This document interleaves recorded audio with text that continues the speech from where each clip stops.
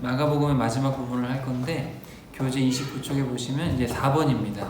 죽음으로 이끄는 망치. 마지막 예수님의 십자가 사역에 대해서 11장부터 부활까지 16장, 그리고 마가복음은 결말이 없어요. 그래서 당신은 이렇게 충격적인 복음, 그리고 예수님이 가신 그 길, 광야로 가시고 이방 땅으로 가시고 길가로 가시고 죽음으로 가셨던 이 길을 따라갈 것이냐, 그 길이 승리의 길인데 갈 것이냐, 결론을 내리지 않았기 때문에 이 글을 읽는 독자로 하여금 결론을 내려서 네가 결정해라, 약간 이런 구조적인 장치가 있는 거예요. 그래서 맨 끝에 보면 여인들이 소스라치게 놀랐다, 끝이에요. 그게 끝. 그리고 그 뒤에 있는 부분은 나중에 제가 설명드리겠지만 후대에 이해를 돕기 위해서 추가한 부분이고, 그럴 가능성이 훨씬 많아요. 읽어보면 내용이 너무 달라서 필체도 다르고, 그래서 그런 충격적인 책이고 충격적으로 끝이 나게 됩니다.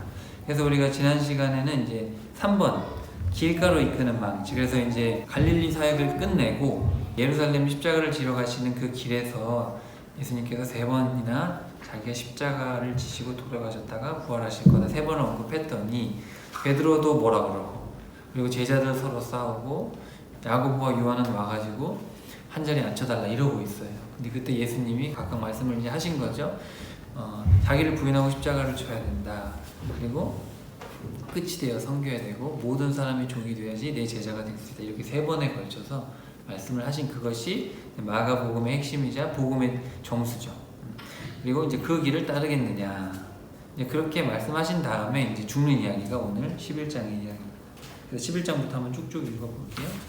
교재를 일단 펴놓고 구조를 좀 보고 따라오셔야지 이해가 쉬우실 거예요. 39쪽 여기 딱 3부분이 있거든요. 지도자들의 시험이 나오고요, 그 다음에 예수님께서 마지막 종말 설교를 하세요. 그리고 십자가에 달려 돌아가시는 이야기랑 부활의 이야기가 나옵니다. 지도자들의 시험을 이제 구조적으로 보는 게 이제 40쪽에 나오는데, 가장 핵심이 하나님의 것은 하나님에게, 가이사의 것은 가이사에게. 그래서 복음이라는 것은 딱 구분되어 있다는 거죠. 하나님을 믿는 거지 같이 갈 수 없다는 거예요. 그리고 이제 종말 설교는 재림에 대해서 말씀하시고, 나중에 십자가 부활에 보면 제일 중간에 있는 게 알몸으로 도망가는 청년 이야기가 나오면서 이 복음 앞에서 한없이 작아지는 인간의 실체를 이제 보여주면서 충격적인 이야기를 또 하게 됩니다. 그리고 그 자신이 바로 마가예요. 마가. 자, 40쪽 펴놓으시고 11장부터 한번 읽어볼게요. 여기 40쪽의 구조를 제가 써놨고요. 예루살렘에 입성하셔서 예루살렘에 나오시면서 성이 무너질 거라 경고하시는 이야기로 끝이 나게 됩니다. 첫 번째 입성하시는 이야기, 그리고 이제 나오시면서 무너질 거라 경고하시는 이야기.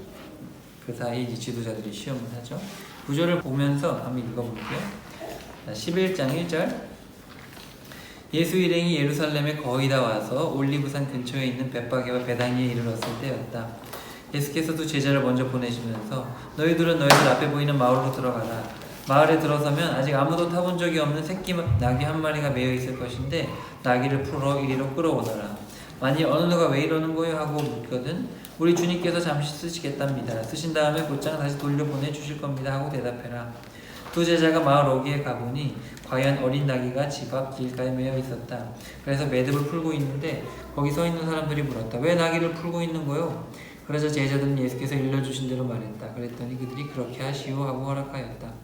제자들이 새끼 나귀를 끌어와서 자기들의 겉옷을 벗어 나귀 등에 얹어놓자 예수께서 올라타셨고, 그러자 많은 사람들이 겉옷을 벗어 길 위에 펴놓고 나뭇가지를 꺾어다가 깔아놓기도 했다.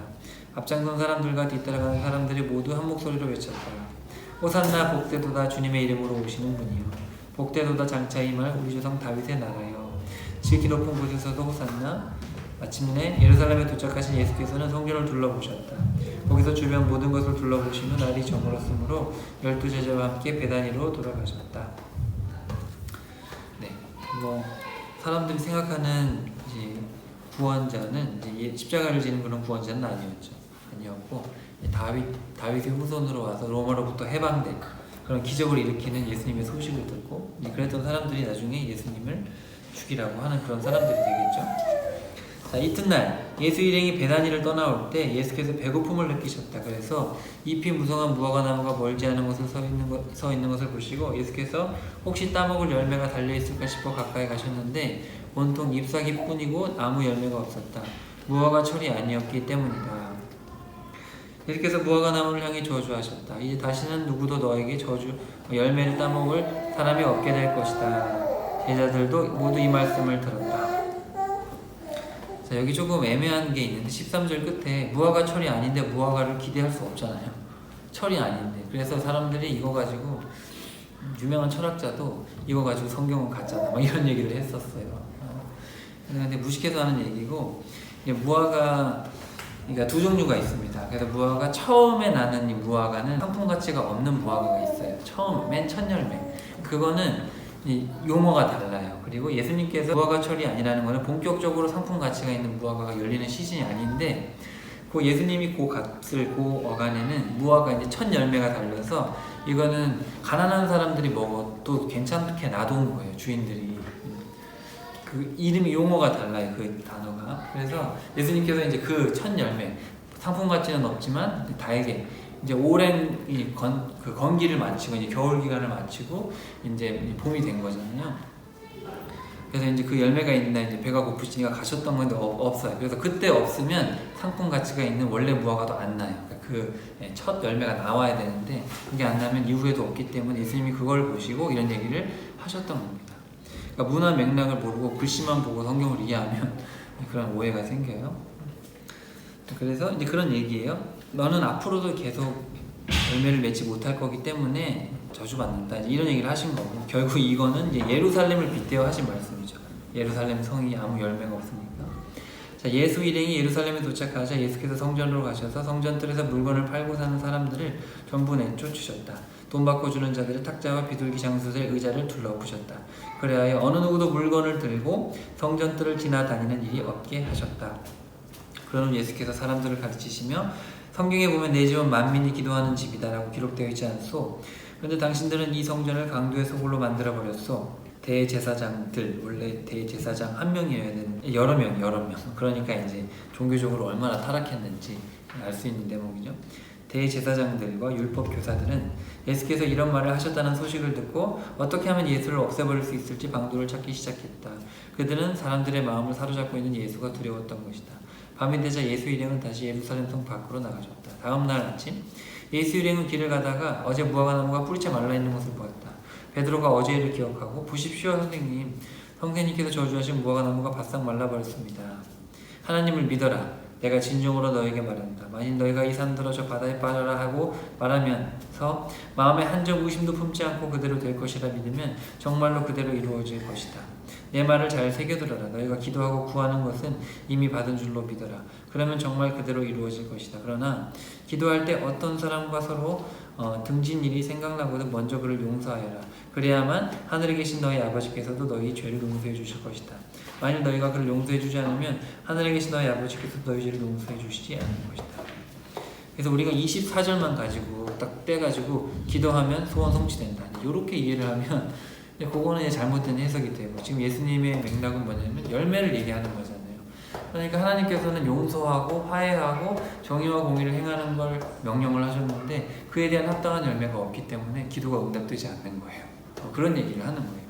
기도가 응답된다는 얘기를 하는 게 아니에요. 그런 얘기가 아니라 열매 없는 지금 이 무화과 나무 같은 이스라엘, 이 예루살렘 성을 저주하시는 거죠. 자, 27절 예수 일행은 다시 예루살렘으로 들어갔다. 예수께서 성전뜰을 거닐고 계시는데 대제사장과 율법교사와 장로들이 와서 예수께 따져 물었다. 아니 당신이 무슨 권한으로 그런 일을 했어? 누가 당신에게 그런 일을 할 수 있는 권한을 줬어? 내가 당신들에게 한 가지 묻겠어. 당신들이 내 질문에 대답하면 나도 대답해 주겠어. 세례요한을 하나님께서 보내셨어? 아니면 사람이 보냈어? 그들은 자기들끼리 수군거렸다. 우리가 만일 하나님께서 보내셨다고 대답하면 왜 그를 받아들이지 않았느냐고 하겠지? 만일 사람이 보낸 것이라고 하면 사람들이 우리를 어떻게 생각할지가 두렵다. 모두가 세례요한을 하나님께서 보낸 선지자라고 믿고 있지 않은가? 그는 그때 이렇게 대답했다. 우리로서는 알 수 없어. 그러자 예수께서 그들에게 말씀하셨다. 그러면 나도 무슨 권한으로 이런 일을 하는지 당신들에게 대답하지 않겠소. 예수님의 화법이 대단하시죠? 자, 그 다음에 12장. 예수께서 그들에게 비유를 들어 가르치기 시작하셨다. 어떤 사람이 포도원을 일구어, 자, 이 얘기를 이제 그 바리새인들에게 하는 거예요. 어떤 사람이 포도원을 일구어 울타리를 치고 포도즙을 짤 구덩이를 파고 망대를 세웠어. 주인은 그 포도원을 소작인들에게 맡기고 멀리 여행을 떠났어. 수확할 때가 되자 주인은 포도원에 소출을 받아오라고 종을 보냈는데 소작인들은 그 종을 붙잡아 때린 후 빈손으로 돌려보냈어. 주인이 다시 다른 종을 소작인들에게 보냈어. 소작인들은 그 종의 머리를 때리고 심하게 모욕했어.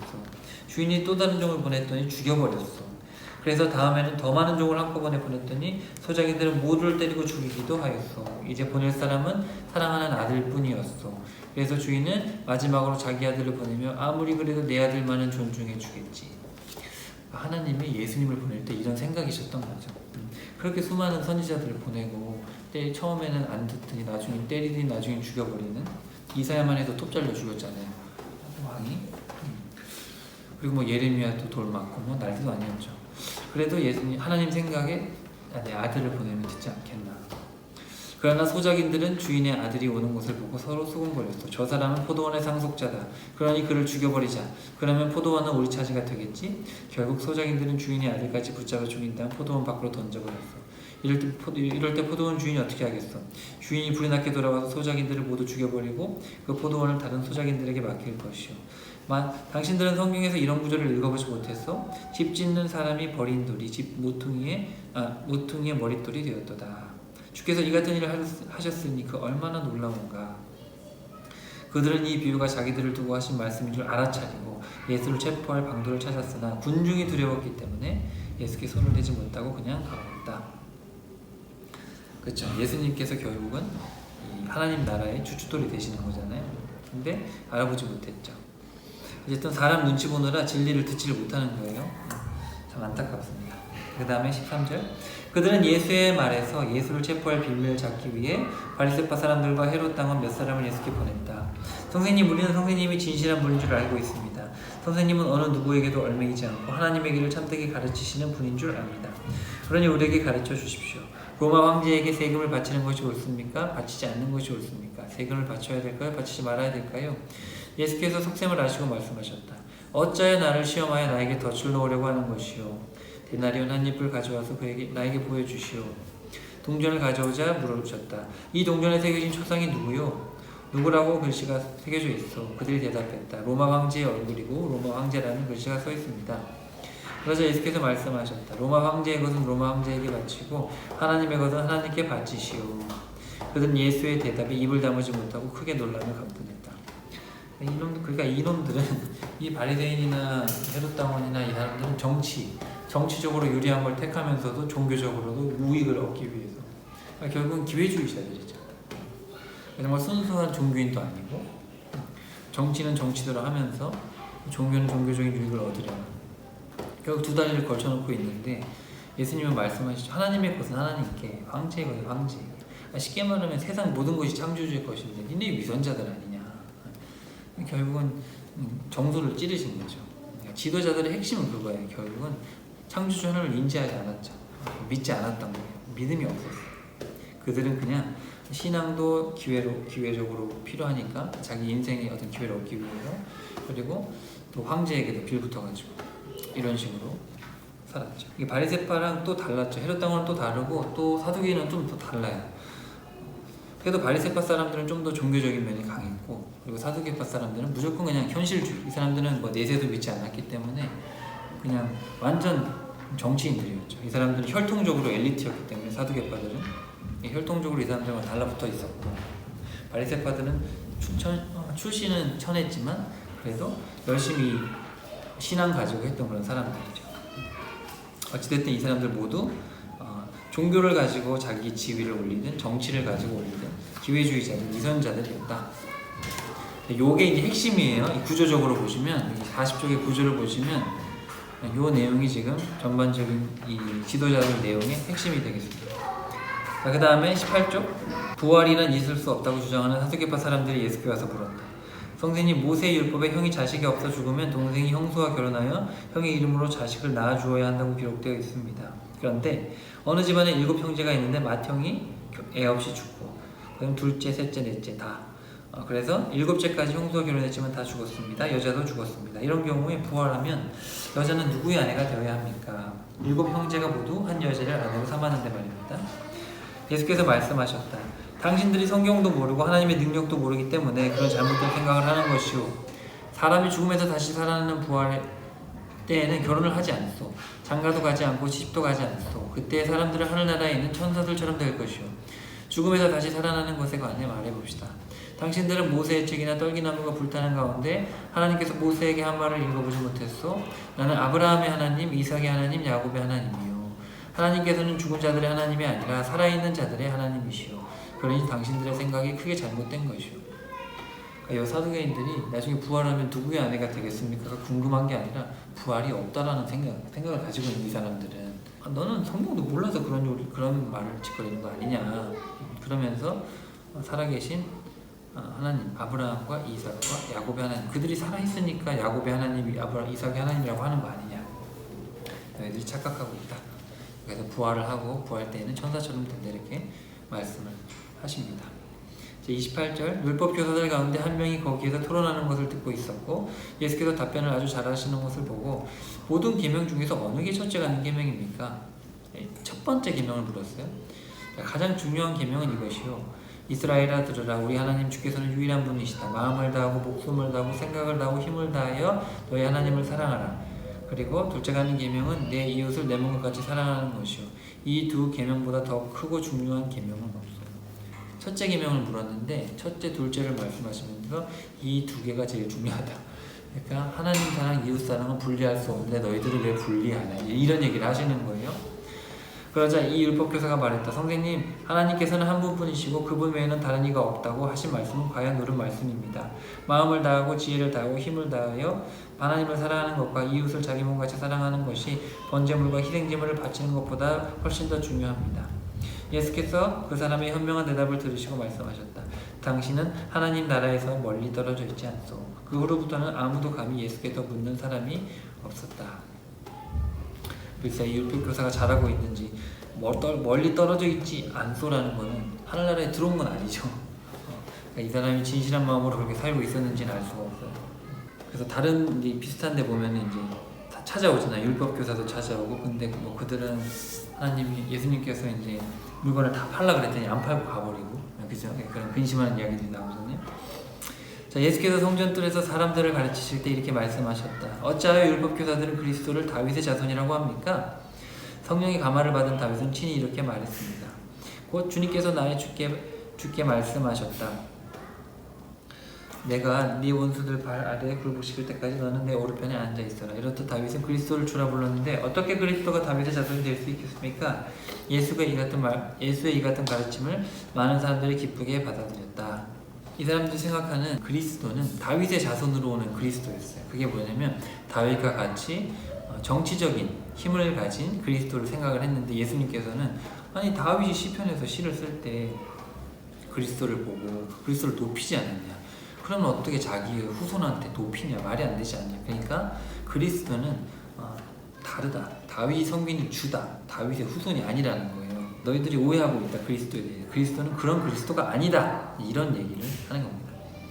예수께서 또 가르치시면서 이렇게 말씀하셨다. 여러분은 율법교사들을 조심하십시오. 그들은 긴 예복을 입고 장터를 돌아다니면서 인사받기를 좋아합니다. 또한 그들은 회당에서 제일 높은 자리만 찾고 잔치집에서도 윗자리에만 앉습니다. 뿐만 아니라 과부들의 재산을 가로채 빼앗고 남에게 보이려고 길게 기도합니다. 그러므로 이런 사람들은 장차 더 엄중한 벌을 받을 것입니다. 이것은 지금의 기독교인들 막 수많은 목사님들한테 하는 얘기죠. 그러니까 거룩한 척 하거나 더 남에게 보이기 위해서 하는 것은 위선이라는 얘기예요. 자, 한 번은 예수께서 성전뜰에 있는 헌금함 맞은편에 앉으셔서 사람들이 헌금에 돈 넣는 모습을 지켜보고 계셨고 많은 돈을 넣는 부자들이 적지 않았다. 그런데 한 과부가 와가지고 2렙돈, 한 고드란트를 헌금함에 넣었다. 뭐 몇백 원밖에 안 되는 돈이죠. 그때 예수께서 제자들을 곁에 불러놓고 말씀하셨다. 내가 진정으로 너에게 말한다. 저 가난한 과부가 다른 누구보다 더 많은 돈을 넣었다. 내가 사람들은 넉넉한 가운데서 조금 떼어 넣었지만 저 과부는 극히 가난한 중에서도 자신이 가진 생활비 전부를 바친 것이다. 요 이야기는 여러분 잠깐만요. 요 이야기는 그 38절 이하의 율법 교사들 이야기가 연결이 되는 건데요. 이게 따로 보는 게 아니에요. 율법 교사들 40절에 보시면 율법 교사들은 높은 자리에 앉는 걸 좋아하는데 과부들의 재산을 빼앗고 길게 기도하는 거예요. 과부들의 재산을. 근데 가난한 과부는 그 재산을 되지도 않는 돈을 가지고 넣잖아요. 근데 그것마저 빼앗는 놈들이 이 율법 교사들이라는 거예요. 그래서 지금 과부의 헌금을 칭찬하는 이야기가 아니라 그런 과부의 헌금마저 빼앗는 율법 교사들을 지금 지적하시는 거예요. 13장으로 갑시다. 예수께서 예루살렘 성전을 떠나려 하시는데 제자들 가운데 한 명이 성전을 가리키며 말했다. 보십시오. 선생님 얼마나 굉장한 돌들입니까? 참으로 멋진 건물이지 않습니까? 예수께서 그에게 대답하셨다. 이 건물들이 그렇게도 멋져 보이느냐? 그러나 장차 이 건물의 돌 하나도 돌 위에 얹혀있지 못하고 다 무너져 내리고 말 것이다. 이렇게 해서 끝납니다. 지도자들의 시험.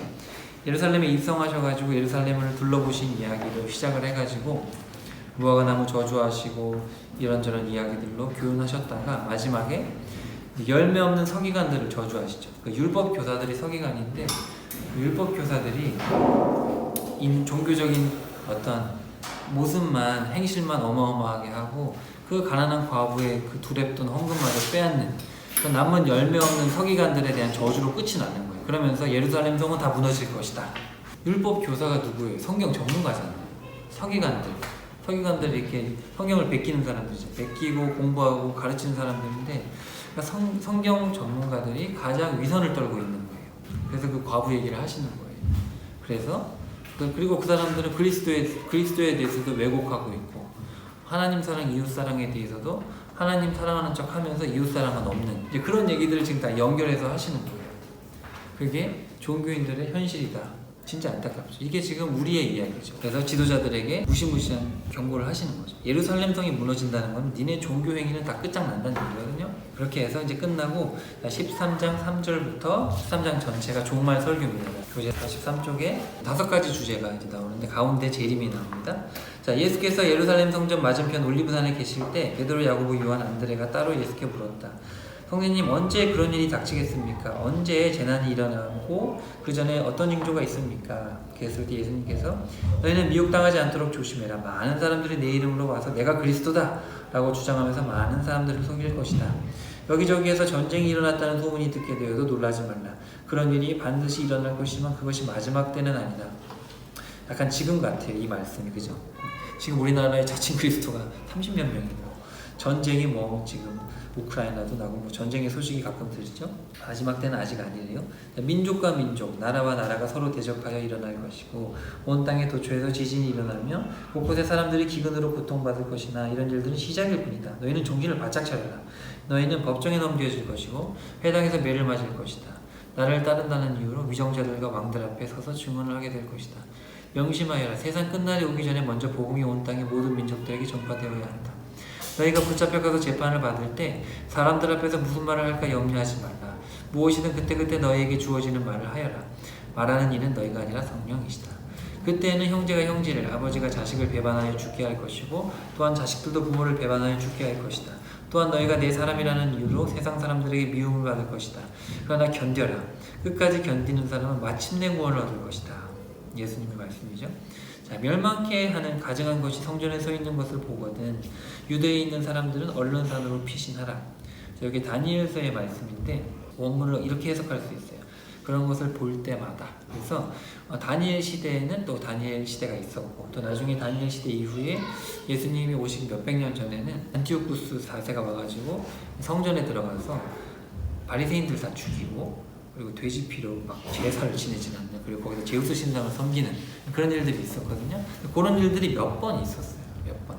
그래서 그거는 이제 거룩한 곳에 있지 말아야 돼. 그리고 아마도 이거를 조금 더 해석을 하는 분들은 지금 예루살렘 그 땅에 지금 그냥 뭐 예루살렘 유대인도 있고 뭐 이슬람도 있는데 거기에 뭔가 온 세상을 미혹할 어떤 한 종교, 그 적그리스도가 나타나서 그 어떤 종교를 믿게 할 건데 이제 가증하는 것이 그곳에 세워지지 않겠는가 이제 이렇게 보기도 합니다. 어쨌든 종말 때 그런 일이 있다라는 거죠. 예루살렘에 아주 말도 안 되는 가증한 것이 세워질 것이다. 그랬을 때 그곳에 살고 있는 사람들은 빨리 피해라. 지붕에 있는 사람들은 아래로 내려오지 말고 물건을 가지러 집 안으로 들어가지 말고 들판에 있거든 돈이나 옷을 가지러 집으로 돌아가지 말고 임신한 여인들과 젖먹이 딸린 여자들은 참으로 불행하다. 이런 일이 겨울에 일어나지 않도록 해달라고 기도하라.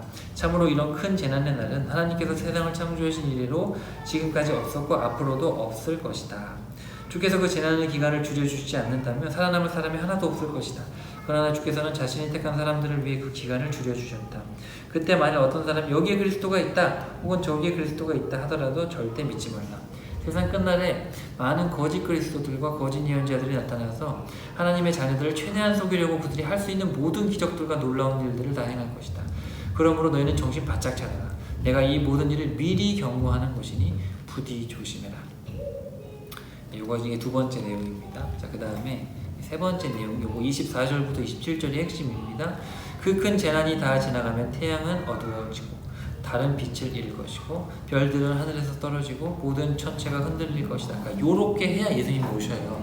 그 전에 안 오셔요. 바로 그때 모든 사람들은 인자가 구름을 타고가 아니고 구름 가운데에 원문에 보면 구름 가운데 큰 권능과 영광을 둘러싸여 이 땅에 임하는 것을 보게 될 것이다. 그때 인자는 천사들을 보내서 땅 끝에서 하늘 끝에 이르기까지 선택한 사람들을 우리 아침에 살펴봤듯이 죽은 사람 먼저, 그리고 죽었던 사람 먼저, 그 다음에 살아있는 사람 다음에 그렇게 빠짐없이 온 사방에서 다 모을 것이다. 예수님 재림하시는 날이죠. 자, 너희는 무화과나무를 보고 교훈을 배워라. 여기 지금 배워라 이렇게 말씀을 하시고 있죠. 아까 그 윗부분에서 23절에 보면 조심해라 이렇게 되어 있어요. 교재 43쪽에도 보면 삼가라, 조심해라, 미리 말했으니까 너넨 조심해라 그러고, 여기 28절 이하에는 배워라 이렇게 말씀을 하십니다. 그 가지가 연해지고 잎이 돋으면 너희가 여름이 가까웠다는 것을 알아차린다. 이와 같이 너희도 이런 일들이 일어나는 것을 보거든 인자가 문 앞에 와 있다는 것을 알라. 내가 분명히 말한다. 이 세대가 지나가기 전에 이 모든 일들이 일어날 것이다. 하늘과 땅은 없어질지라도 내 말은 영원토록 없어지지 않을 것이다.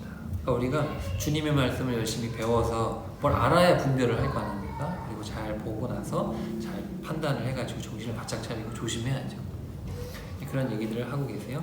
자, 이 32절. 그러나 이런 일이 일어날 재림에 그날과 시각은 아무도 모른다. 하늘에 있는 천사도 모르고 나조차 모른다. 오직 하늘 아버지만 아신다. 그러므로 언제 일어날지 모르니 항상 정신을 차리고 깨어 있어라. 인자가 오는 것은 어떤 집주인이 멀리 여행을 떠나는 것에 비유할 수 있다. 그 집주인은 집을 떠나면서 종들에게 각자 해야 할 일을 맡기고 문지기에게는 자기가 돌아올 때까지 깨어 있으라고 당부한다. 그러므로 깨어 있으라. 집주인이 돌아올 시각이 저녁일지 한밤중일지 새벽일지 날이 맑을 때일지 너희가 알지 못하기 때문이다. 집주인이 갑자기 돌아왔을 때 너희가 잠자고 있는 일이 없도록 조심해라. 정신을 바짝 차리고 항상 깨어 있도록 해라. 그렇다. 깨어 있어라. 내가 하는 이 말은 너희에게 주는 말인 동시에 모든 사람에게 주는 말이다. 네. 정말 뭐도 해석할 게 없어요. 우리 모두에게 하시는 그런 말씀입니다. 십자가와 부활할 차례고요. 마지막 내용인데 여기 44쪽 펴놓으시고 대충 구조는 이렇다.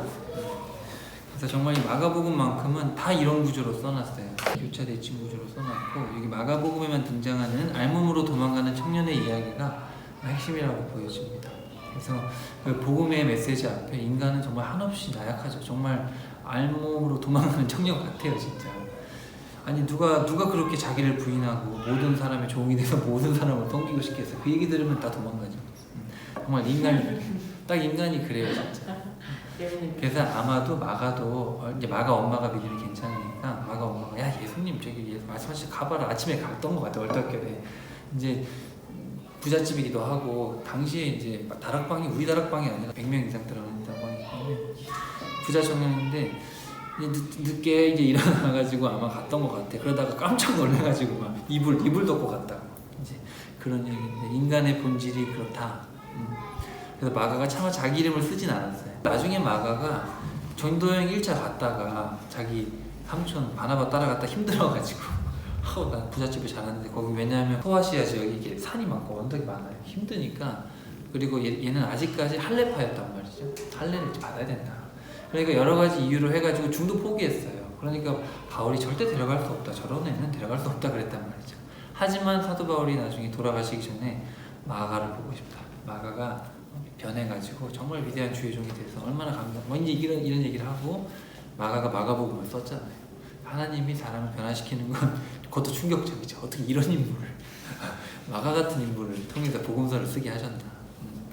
한번 봅시다. 자, 14장. 무교절과 유교절이 시작되기 이틀 전 대제사장과 율법교사들은 예수를 체포하여 죽일 방도를 찾고 있었는데 6월절 기간 중에 소동을 일으킬지도 모르니까 일단 그 기간은 피하는 게 좋겠다는 의견이 지배적이었습니다.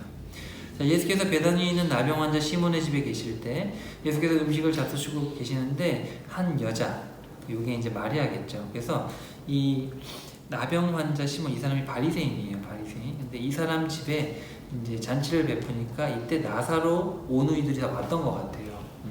그래서 나사로가 남동생일 수도 있어요. 오빠일 수도 있고, 그건 몰라요. 어쨌든 나사로와 그리고 마르다, 마리아. 근데 이 마리아가 바로 한 여자예요. 요한복음 말고 다른 복음서에서는 이름을 안 밝히는데 그 이유는 살아있기 때문에 그러지 않았겠는가. 이 글을 쓸 때. 근데 요한복음 같은 경우는 이제 늦게 썼기 때문에 다 돌아가시고 나서니까 이름을 밝혀도 되니까. 예수께서 음식을 잡수시고 계시는데 한 여자가 값진 순전한 나드 향유 한 옥합을 가져와 머리에 깨뜨리더니 예수의 머리에 부었다. 그러자 예수와 함께 식탁에 앉아있던 몇 사람들이 화를 내서 여자를 나무랬다. 어째서 그 비싼 향유를 낭비하는 건가? 향유를 내다 팔면 300데나리온, 300일 봉급이죠. 그러니까 뭐 1년치죠 거의. 그 돈을 가난한 사람들에게 나누어 주었더라면 얼마나 좋았겠는가. 예수께서 말씀하십니다. 가만두시오. 왜 그 여자를 괴롭히는 것이오? 그녀는 내게 아주 갸륵한 일을 한 것이오. 가난한 사람들은 언제나 당신들 주변에 있으니 당신들이 마음만 있으면 어느 때고 그들을 도와줄 수 있어. 그러나 나는 언제까지 당신들과 함께 있는 것이 아니오. 그러므로 이 여자는 자기가 할 수 있는 최선을 일을 한 것이오. 내 장례를 위하여 미리 내 몸을 향유를 부어준 것이오.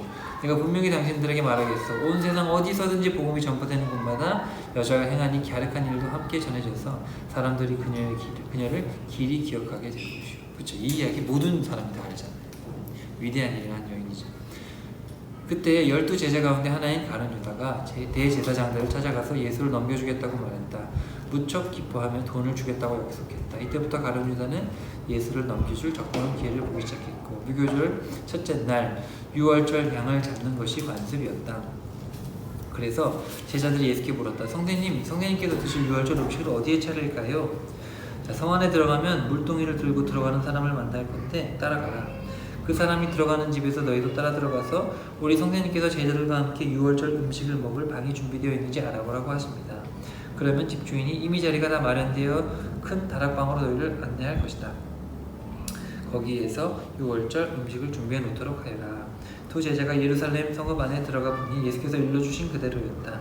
그래서 제자들은 거기에다 6월절 음식을 준비했다. 저녁때가 되자 예수께서 다른 제자들과 함께 그 집에 가셨다. 일행이 자리를 잡고 식탁에 둘러앉아 음식을 먹고 있을 때 예수께서 제자들에게 말씀하셨다. 내가 분명히 너에게 말한다. 지금 나와 함께 식사를 하고 있는 너희들 가운데 한 사람이 나를 배신할 것이다. 순간 무거운 침묵이 감돌았다. 설마 저는 아니지요? 12사람 가운데 하나다. 지금 나와 함께 그릇에 손을 담근 자가 그 사람이다. 인자는 오래전부터 예언자가 선포한 대로 죽음의 길을 걷겠지만 인자를 배신한 그 사람에게는 참으로 화가 미칠 것이다. 차라리 그는 세상에 태어나지 않았더라면 좋았을 뻔했다. 모두가 한참 6월절 음식을 먹을 때 빵을 들어 감사기도를 드리시고 자 받아 먹으라 내 몸이다. 잔을 들으시고 감사기도를 드리시고 돌려 마셨다. 그런데 예수께서 제자들에게 말씀하셨다. 이 잔은 내 피다. 곧 모든 사람을 위하여 흘리는 새 언약의 피다. 내가 분명히 너에게 말한다. 하나님 나라에서 새 포도주가 마시게 될 그날까지 너는 포도나무 열매로 빚은 것을 다시는 마시지 않을 것이다. 그들은 찬송을 부르며 다 함께 올리브산으로 올라갔다. 그때 예수께서 제자들에게 말씀하셨다. 너희가 모두 나를 버릴 것이다. 이미 하나님께서 예언자들을 통하여 이렇게 말씀하시지 않았느냐? 내가 칼을 들어 목자를 칠 터인데 양떼가 뿔뿔이 흩어질 것이다. 그러나 내가 죽음에서 다시 살아난 뒤 너희보다 먼저 갈릴리로 갈 것이다. 그러자 베드로가 말했다. 선생님 무슨 말씀을 그렇게 하십니까? 다른 사람이 다 주님을 버린다 해도 저는 절대로 버리지 않습니다. 아니다. 오늘 밤이 닭이 2번 울기 전 너는 3번이나 나를 모른다고 부인할 것이다. 베드로가 힘주어 말했다. 절대로 그런 일은 없습니다. 주님과 함께 죽는 일이 있더라도 절대 모른다 하지 않겠습니다. 다른 제자들도 똑같이 다짐했다. 여러분 베드로만 잘못한 게 아니라 다 똑같아요. 베드로만 원망하면 안 돼요. 베드로는 대표성을 띈 거죠. 모든 제자들이 다 신앙의 수준이 똑같다. 겟세마네라고 하는 동산에 오르자 예수께서 제자들에게 말씀하셨다. 내가 저기 가서 기도하는 동안 여기 앉아 있어라. 예수께서 베드로와 야고보와 요한만을 따로 데리고 올라가셨다. 이때 예수께서 큰 근심, 요 단어가 근심이 아니고 우리가 마가만 쓰는 그 단어 있죠. 그 에크단베오라는 단어인데 너무 충격받은 그런 그 단어예요. 이게 그래서 이게 처음에 나사렛 회당에서 가르치실 때 귀신 나가는 걸 보고 사람들이 충격을 받았다. 그리고 예수님이 부자가 못 들어간다, 천국에 못 들어간다, 그 얘기 하셨을 때 세 번 우리 나왔었잖아요. 또 예수님께서 변화산에서 내려오실 때 이제 사람들이 보고 충격을 받죠. 그리고 예수님께서 이제 예루살렘으로 가자 세 번 말씀하시고 길 떠날 때 제자들이 충격받거든요. 근데 그렇게 마가만 쓰고 있는 가장 큰 충격을 얘기하는 단어가 이거예요. 그러니까 예수님께서 기도하실 때 그만큼 충격이었던 거예요. 이 십자가의 길이라는 게 상상을 초월하는 충격인 거죠. 예수님도 이 길을 가신다고 기도를 하니까 너무 충격적이에요. 이거 지금 인간이 감당할 수 있는 게 아닌데 예수님 인간이시니까. 그래서 큰 근심이라고 한 번역은 조금 너무 약한 것 같아요. 예수님께서 어떻게 표현해야 될지 모르겠는데 어마어마한 충격을 받으시고 깊은 번민에 쌓여 말씀하셨다. 내 마음이 너무 괴로워 죽을 지경이다. 그러니 너희는 여기 머물러 깨어 기도하고 있어라. 망치로 머리 한 대 맞은 듯한 충격이죠. 그러니까 예수님도 그랬던 거예요. 이 길을 가셔야 되니까. 예수께서 홀로 일어나 저만큼 걸어가시더니 땅에 엎드려 기도하셨다. 만일 그럴 수만 있다면 이 고난의 시간이 그냥 지나가게 해달라고 간절히 기도하셨다. 아버지, 나의 아버지, 아버지께서 모든 일을 하실 수 있습니다. 그러니 이 잔을 내게서 치워주십시오. 그러나 내 뜻대로 마시옵고 아버지의 뜻대로 하십시오. 그런데 제자들은 쿨쿨 자고 있었다. 시몬아, 자고 있느냐? 단 1시간도 깨어서 나와 함께 할 수 없단 말이냐? 너희는 깨어 시험에 빠지지 않도록 기도하라. 너희 마음으로는 원하면서도 육신이 약하구나. 요 번역이 마음이라고 되어 있는데 원문에 보면 영이거든요. 그러니까 영은 원하지만 육신이 약하다. 그래서 이걸 어떻게 해석하시냐면 그냥 우리가 있는 그대로 해석하셔도 뭐 상관은 없어요. 근데 성령께서는 너희들이 깨어 기도하기를 원하시지만 너희는 육신에 이끌리고 있구나. 이렇게까지 해석은 가능합니다. 그러니까 영은 원한다. 근데 원래 영이라는 거는 하나님께서 주시는 거고 우리가 죽으면 영은 하나님께로 돌아가거든요. 전도서에도 나와 있어요. 영은 돌아가는 거예요. 그래서 하나님께서 주시는 것이라서 그래서 성령께서 우리로 하여금 너희들이 깨어있기를 간절히 원하시지만 너희들은 너무 육신이 약하구나. 그렇게 얘기하면 어렵지가 않습니다. 자, 그런데 예수께서는 다시 저만큼 걸어가신 다음 똑같은 말씀으로 다시 기도하셨다. 그리고 다시 돌아와 보니 제자들은 여전히 자고 있었다. 너무 졸려서 그들은 눈을 뜨고 있을 수가 없었다. 제자들은 예수께 무슨 말을 해야 될지 몰랐다. 예수께서 3번째로 기도하고 돌아오신 후 제자들에게 말씀하셨다. 아직도 자고 있었느냐? 이쯤 쉬었으면 됐다. 이제는 때가 되었다. 보라, 인자가 죄인들의 손에 넘겨질 때가 되었다. 자, 일어나 가자. 나를 넘겨줄 자가 가까이 왔다. 예수께서 말씀이 채 끝나기도 전에 12제자 중 하나인 가룟 유다가 왔는데 함께 온 무리들은 손에 칼과 몽둥이를 들고 있었고 대제사장과 율법교사와 장로들이 보낸 일당이었다.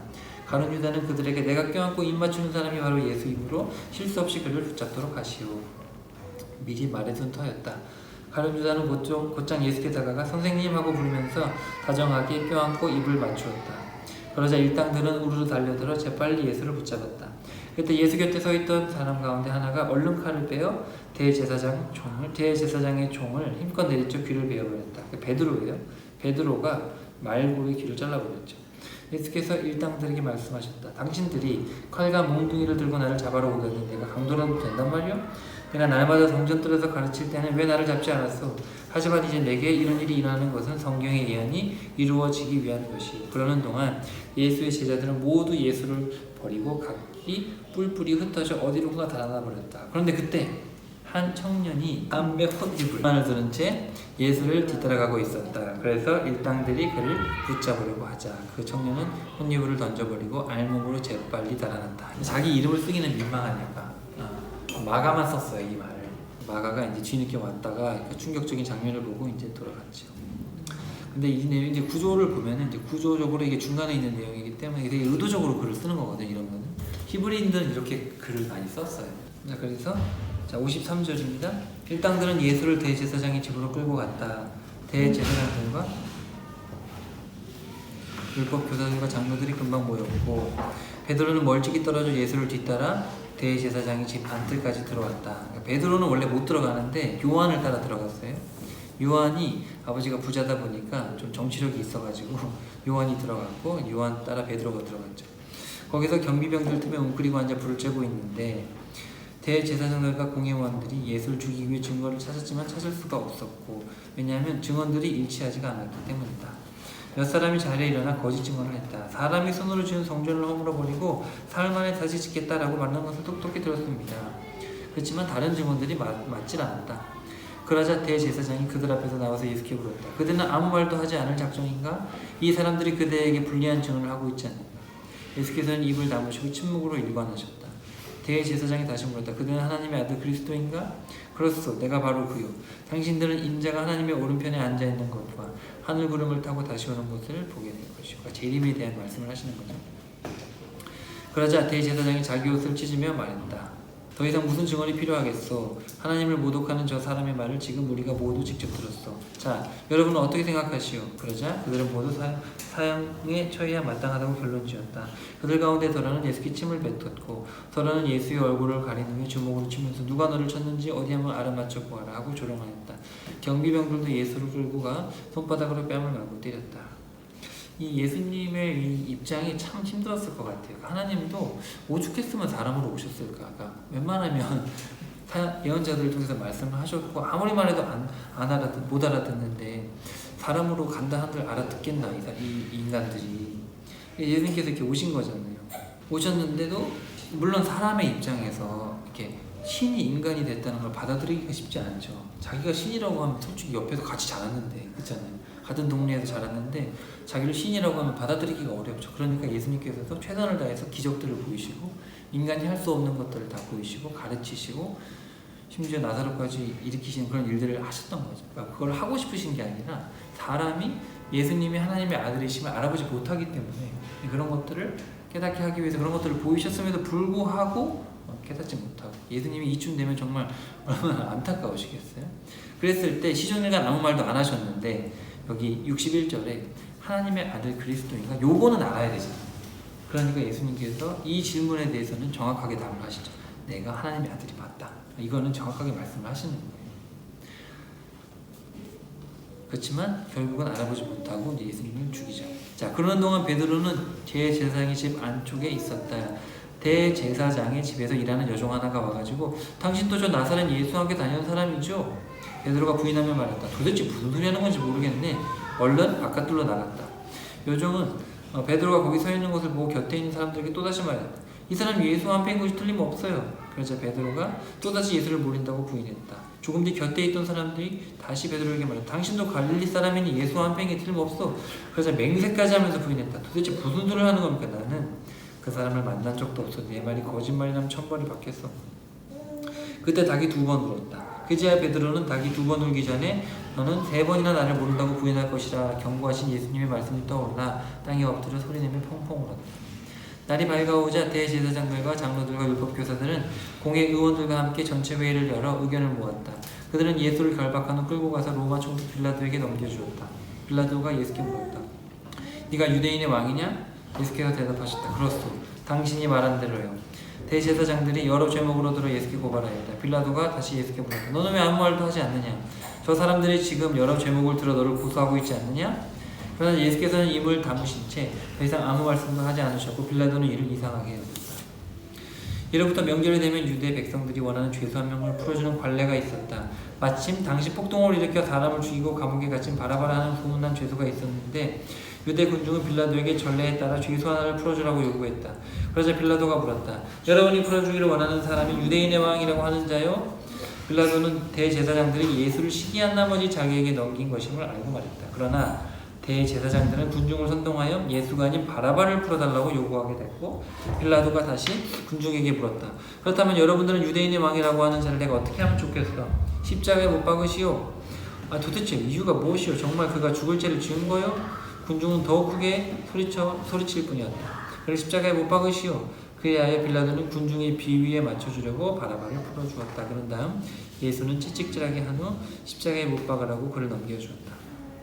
이 마가복음의 특징 중에 하나가 인간의 실체, 이 제자들의 믿음 없음을 노골적으로 씁니다. 여기 같은 경우도 무죄임이 너무 노골적으로 드러나잖아요. 빌라도도 알고 다 알아요. 그럼에도 불구하고 군중의 비위를 맞추기 위해서 아까 종교 지도자들도 군중을 두려워서 이런 얘기들을 하죠. 이런 노골적인 표현들을 마가가 더 서슴없이 씁니다. 자, 로마 군인들은 총독 관저의 뜰로 예수를 끌고 들어간 후 부대원 전체를 집합시켰다. 그런 다음에 그들은 예수께 자색옷을 입히고 가시관을 엮어 머리에 씌운 뒤에 예수께 격려하면서 유대인의 왕 만세 하고 외쳤다. 또 갈대로 예수의 머리를 치고 침을 뱉는가 하며 무릎을 꿇는 경배하는 신용을 했다. 이렇게 실컷 예수를 희롱한 다음 예수에게 자색옷을 벗기고 예수의 본래 옷을 입혔다. 그런 후에 군인들은 예수를 십자가에 못 박으려고 성문 밖으로 끌고 나갔다. 이것도 사실 엄청나게 충격적이죠. 피조물이 창조주를 희롱한다는 건 상상할 수 없는 얘기죠. 이건 정말 상상할 수 없어요. 이거는 너무 충격적인 이야기거든요. 이런 이야기가 노골적으로 다 써있죠. 자, 마침 그때 알렉산더와 루포의 아버지인 구레네 사람 시몬이 고향으로 올라가 그곳을 지나가고 있었다. 로마 군인들은 그를 붙들어 억지로 예수의 십자가를 지고 가게 했다. 왜냐하면 예수님이 이미 피투성입니다. 그 채찍에 맞았을 때 이미 살점이 다 떨어져 나가서 이 얼굴이나 몸의 형태를 알아볼 수 없어요. 이미. 그리고 십자가를 지는 게 아니라 이 가로 십자가만 지고 가요. 가로 십자가. 가로 십자가 어마어마하게 무거운데 그것만 들고 갔는데 예수님이 도저히 못 들고 가니까 이제 구레네 사람이 갖다 붙은 거죠. 시켜가지고. 그래서 그걸 들고 가서 나중에 거기 있는 긴 거에다가 박아가지고 십자가에 세웁니다. 자, 로마 군인들은 예수를 끌고 골고다라고 하는 곳으로 갔다. 군인들이 몰락을 탄 포도주를 예수께 드렸으나 예수께서는 그것을 거절하셨고 마침내 군인들은 예수를 십자가에 못 박았다. 그리고 주사위를 던져 누가 어떤 옷을 가질지 정한 다음 예수의 옷을 나누어 가졌다. 예수를 십자가에 못 박은 때는 아침 9시였다. 예수를 못 박은 십자가 위에 유대인이 왕이라고 적힌 좌표가 있었고 강도 2명이 십자가를 언도받아 예수의 양쪽에 달렸고 오른쪽 하나 왼쪽에 하나. 그리하여 그는 범죄자들 가운데 한 사람으로 여김을 받았다라고 기록된 성경 말씀이 이루어졌다. 지나가는 사람들이 머리를 흔들며 예수를 조롱했다. 아하, 성전을 헐고 사흘 만에 다시 짓겠다던 자야, 어디 한번 십자가에서 내려와 네 목숨이나 구해보시지. 대제사장과 율법교사들도 예수를 조롱했다. 이 자가 남은 구하면서 자기 자신을 구하지 못하는군. 이봐, 이스라엘의 왕 그리스도야, 어디 십자가에서 한번 내려와 보시지. 그러면 우리가 믿어드리지. 심지어 예수와 함께 십자가를 받고 있던 두 강도까지도 예수께 욕을 퍼부었다. 난 12시가 되었을 때 어둠이 온 땅을 덮기 시작하더니 오후 3시까지 계속되었다. 오후 3시가 되었을 때 예수께서 큰 소리로 엘리 엘리 라마 사막다니 하고 부르셨다. 이 말을 번역하면 나의 하나님 나의 하나님 어찌하여 나를 버리셨나이까. 그러나 거기 가까이 있던 사람들은 이 소리를 듣고 예수가 예언자 엘리야를 부르는 것으로 생각했다. 그들 가운데 한 사람이 달려가 해면에 신포도주를 적신 후 갈대 끝에 꽂아 예수의 입에 대어주면서 어디 엘리야가 와서 그를 십자가에 내려주나 보자. 예수께서 큰 소리를 지르시고 숨을 거두셨다. 그리고 바로 그때 성전 휘장이 위에서부터 아래로까지 두 폭으로 찢어졌다. 십자가 곁에서 예수께서 숨을 거두시는 것을 낱낱이 지켜보던 백부장이 말했다. 이분이야말로 참으로 하나님의 아들이셨다. 백부장 이탈리아 사람이잖아요. 로마인인데 이 마가복음이 로마 교회에 쓰는 건데 참 아이러니하게도 백부장의 입을 통해서 하나님의 아들이셨다. 몇몇 여자들도 멀리서 예수의 모습을 지켜보고 있었다. 그들 가운데 막달라 마리아, 작은 야고보와 요새의 어머니 마리아 살로메가 있었다. 그들은 갈릴리에서부터 예수를 줄곧 따르면서 시중들던 여자들이었고 이들 외에도 그곳에서 예수를 따라 예루살렘에 올라온 많은 여자들이 있었다. 이미 날은 저물었다. 그날은 안식일 전날 안식일을 준비하는 날이었다. 때에 공회 의원으로 널리 존경받는 아리마대 출신의 요셉이라는 사람이 있었는데 그가 용기를 내어 총독 빌라도에게 찾아가서 예수의 시신을 내어달라고 요청했다. 그는 하나님의 나라가 임하기를 소망하고 기다리던 사람이었다. 빌라도는 예수가 벌써 죽었다는 것을 믿기지 않아 백부장을 불러 예수가 정말 숨을 거뒀는지 확인했다. 왜냐하면 십자가에 달라 이렇게 빨리 죽진 않았거든요. 왜냐하면 십자가는 최대한 고통을 오래 느끼게 해서 죽이는 잔인한 방법이기 때문에 십자가에 달아놓으면은 일주일이고 그냥 피가 줄줄 빠져가지고 일주일 내내 고통받다 죽는 거예요. 근데 예수님은 이미 너무 몸이 만신창이라 바로 돌아가셨죠. 백부장에게서 사실을 확인하고 나서 빌라도는 요셉에게 예수의 시신을 가져가도 좋다고 허락을 받고 요셉은 예수의 시신을 십자가에서 내린 다음 고운 배로 시신을 감싸 바위로 깎아 만든 자기 무덤 안에 예수님의 시신을 모셔놓고 큰 돌을 굴려 무덤 문을 막아놓았다. 아무도 못 열게 엄청 큰 돌을 원래 막아놓는데요. 막달라 마리아와 요새의 어머니 마리아는 예수의 시신이 어디에 모셨는지를 주의 깊게 지켜보고 있었다. 안식일이 끝날 저녁 막달라 마리아와 야고보의 어머니 마리아와 살로메는 예수의 시신의 발라드리려고 향유를 사두었다. 안식일 다음날 동틀 무렵 그들은 다 함께 예수의 무덤으로 갔다. 자, 이게 좀 헷갈리는데 여기 42절 보시면 15장 42절 그날은 안식일 전날. 이제 요 안식일이 뭐냐면은 그 당시 목요일이 큰 안식일이었어요. 큰 안식일. 이거는 토요일 안식이라고 달라요. 그래서 우리 십자가에 달리신 걸 금요일이라고 생각하는데 이제 그게 아니라 그 전날이기 때문에 수요일이라고 보는 의견이 있어요. 그리고 제가 봤을 때 수요일이 맞는 것 같아요.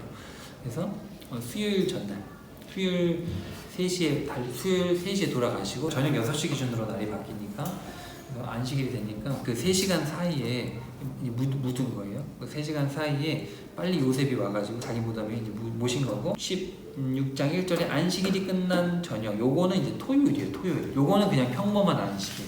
그래서 이거는 그 배경을 좀 이해를 해야지 이해가 되는 부분입니다. 다 다르다는 거예요. 그러니까 이거를 구분하지 못하면 그냥 금요일이 돼버리고 이거를 구분해서 보게 되면 수요일 돌아가신 게 맞구나. 제가 봤을 땐 더 확률이 높아요. 수요일 확률이. 근데 이것 때문에 뭐 구원에 문제가 되는 건 아니니까 다음에 기회가 되면 자세하게 설명드릴게요. 어찌됐든 여기 16일 안식일이 끝난 저녁. 그러니까 이거는 토요일 6시가 끝난 거죠. 토요일 6시가 끝난 저녁. 왜냐면 금요일 6시부터 안식일이니까. 막달라 마리아와 야고보의 어머니 마리아와 살로메가 시신을 발라드려 향유를 사두었다. 안식일 다음날 동틀 무렵, 그러니까 새벽, 일요일 새벽이죠.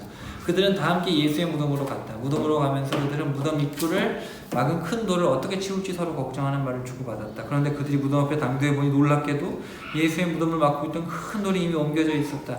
여자들은 조심스럽게 무덤 안으로 들어갔는데 무덤 안쪽에 흰 옷을 입은 한 청년이 오른편에 앉아있는 것을 보고 그 여자들은 소스라치게 깜짝 놀랐다. 자, 요 깜짝 놀랐다라는 말이 에크담비오라는 단어, 그 마가만 쓰고 있는 충격적이었다. 그 단어. 이 청년이 여자들에게 말했다. 놀라지 말라. 요 같은 단어예요. 깜짝 놀랐다. 너무 충격적으로 생각하지 말라. 너희가 십자가에 못 박히신 나사는 예수를 찾고 있구나. 그분은 다시 살아나셨다. 그분은 여기 계시지 않는다. 그분의 시신을 모셨던 자리를 확인해 보아라. 이제 너희는 베드로와 제자들에게 가서 전하라. 예수께서 전에 말씀하신 대로 그분은 제자들보다 먼저 갈릴리로 가실 것이다. 그러니 거기 가면 그분을 뵐 수 있을 것이라 말하라. 여자들은 겁에 질려 정신없이 무덤에서 도망쳐 나왔다. 그들은 벌벌 떨며 너무나 놀라고 무서워서 아무에게도 어떤 말도 하지 못했다. 표현이 엄청나죠. 겁에 질렸고 정신이 없어가지고 도망치면서 벌벌 떨고 너무나 무서워서 아무 말도 못했다. 근데 여기 보면은 무서웠다는 표현을 다 갖다 붙여놨어요. 이렇게 해서 마가복음이 끝나게 됩니다. 그리고 여기 9절 보시면 약간 이렇게 괄호, 네모난 괄호가 있잖아요. 여기 지금 주석은 없는데, 각주는 없는데 9절부터 20절까지는 제가 여기 교재에 써놨어요. 일단 필체가 달라요. 필체가 헬라어를 보면. 그리고 마가복음에 안 썼던 단어, 주 예수 이런 표현들을 쓰고 원래 안 쓰거든요. 그런 표현이 없는데. 그리고 막달라 마리아가 전에 나왔는데 여기 9절에 보면 막달라 마리아를 다시 소개를 합니다. 가장 먼저 막달라 마리아에게 나타나셨는데 일찍이 예수께서 이 여자에게서 7 귀신을 쫓아주신 적이 있었다. 다시 막달라 마리아를 소개하는가 하면 여러 가지 이유가 있어요. 제가 다 교재에 써놨고요. 막달라 마리아는 슬픔에 잠겨있는 제자들에게로 찾아가 예수의 부활 소식을 전해주었다. 그런데 제자들은 예수께서 살아계신다는 것과 막달라 마리아가 살아계신 예수를 직접 뵈었다는 말을 듣고도 믿으려 하지 않았다. 그 후에 예수께서 시골길을 걷고 있는 2 제자에게 나타나셨다. 예수께서 낯선 모습으로 나타나셨기에 처음에 알아보지 못했지만 나중에 깨달았다. 이거 무슨 얘기인지 아시겠죠? 엠마오로 가는 얘기, 누가복음에 나오는 얘기. 그래서 그들이 돌아가서 다른 제자들에게 이 소식을 알렸다. 그러나 아무도 그들의 말을 믿지 않았다. 그 후 11제자가 모여있을 때 그들에게 나타나셨고 믿음 없는 것과 무딘 마음을 꾸짖으셨다. 제자들이 다시 살아나신 예수를 보았다는 사람들의 증언을 믿지 않았기 때문이다. 계속해서 믿음 없음을 강조하죠. 그런데 예수께서 제자들에게 말씀하셨다. 너희는 온 세상을 두루다니며 모든 사람에게 복음을 전파하라. 믿고 세례를 받는 사람은 구원을 얻을 것이지만 믿지 않고 거부하는 사람은 정죄를 받아 심판을 받을 것이다. 보라, 믿는 사람에게는 이런 표적이 따를 것이다. 내 이름으로 귀신을 쫓아내고 새 방언을 말하며 손으로 뱀을 만지거나 입으로 독을 마시더라도 전혀 해를 입지 않을 것이며 또 병자에게 손을 얹으면 병이 나을 것이다. 그래서 여기 방언을 받고 귀신을 쫓아내고 뱀을 만져도 해를 입지 않고 손을 얹으면 병이 나을 것이다 라는 얘기가 바로 사도 바울의 사도행전 이야기에 보면 다 나오는 이야기입니다. 그래서 이제 학자들은 이 누가랑 사도행전 다 기록이 되어 있는데 이 마가복음에 이 뒷부분을 나중에 후대 제자들이 이 복음서와 사도행전의 이야기들을 종합해서 무슨 일이 일어나는지 안 써 있으니까, 그래서 이것을 좀 압축해서 쓰지 않았겠느냐, 그래서 후대에 첨가하지 않았겠느냐, 그게 제가 보기에는 가장 합리적인 추론인 것 같아요. 그래도 어쨌든 하나님의 하신 일들을 써놓기 때문에 그것도 우리가 성경으로 받아들이기에는 어렵지가 않습니다. 다만 제가 이런 설명을 드리는 것은 마가복음의 원래 의도는 8절까지, 그래서 이 복음이 얼마나 충격적인지를 극대화하기 위해서 문학적 장치를 해놓은 것이고, 뒷부분은 후대에 첨가한 내용이다. 19절, 주 예수께서 제자들에게 말씀을 마치신 뒤 하늘에 들려 올라가셔서 하나님의 오른편 보좌에 앉으셨다. 그리고 제자들은 힘차게 나가서 온 땅에 두루다니며 복음을 전파했고, 주께서 항상 그들과 함께 계셔서 말씀을 전할 때마다 여러 가지 표적을 뒤따르게 하셨고, 그렇게 하심으로써 제자들이 전하는 복음이 참되다는 사실을 확증해 주셨다. 이렇게 해서 마가복음이 끝이 나게 됐습니다. 이 마지막 부분에 대한 거는 제가 교재 45, 46, 47에 아주 자세하게 써놨어요. 그리고 이 첨가된 부분이 어느 본문에서 빼왔는지 그것도 제가 자세하게 본문을 다 써놨기 때문에 여러분 공부할 때 참고하시면 되고요. 저도 여러 가지 학자들의 의견을 다 살펴봤는데 제가 설명드리는 게 가장 합리적이라고 생각해요. 왜냐하면 이게 같은 저자가 쓸 수는 없어요. 필체도 다르고 문법도 다르고 다 달라요. 그래서 딱 봐도 헬라어로 읽으면 이건 다른 사람이 썼다라는 건데, 그렇다고 해서 이게 성경이 아닌 건 아니지만 우리가 이해를 할 때는 8절까지 이해함으로써 마가라는 저자가 성령께서 마가를 통해서 하시고자 했던 그것, 바로 복음의 충격성을 강조하는 거잖아요. 그것을 충분히 문학적 장치를 통해서 우리에게 얘기하고 있다는 의미에서 제가 그것을 알려드린 것입니다. 마가의 이름의 뜻이 뭐였죠?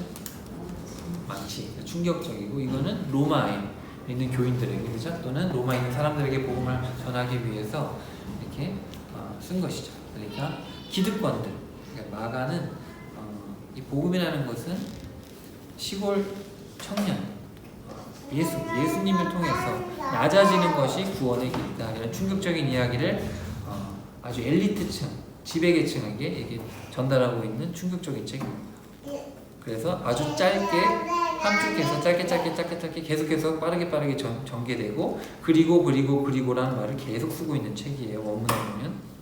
그래서 빨리 전개하면서 계속 놀랐다는 얘기를 하면서 이렇게 놀라게 끝나는, 그래서 복음은 이런 놀라운 이야기다, 이것이 마가복음의 핵심입니다.